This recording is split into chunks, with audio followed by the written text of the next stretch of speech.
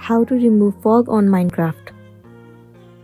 The very first thing you want to do is to head over to any of the web browser. Let me head over to Google Chrome. In the search bar, search for Optifine. And then head over to the very first site. It will land you on this interface. Move into Downloads.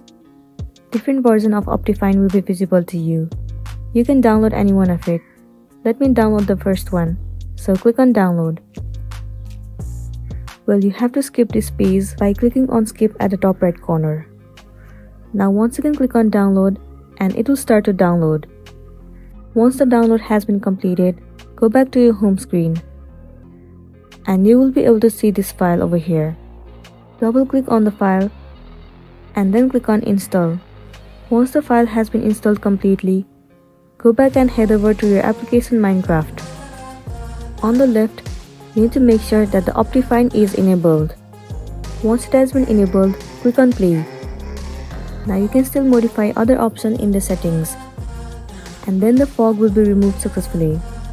So that's it, and this is simply how you can remove fog on Minecraft. I really hope this video is going to be helpful for you. If it does, please make sure to like and subscribe to our channel. And thank you for watching it till the end.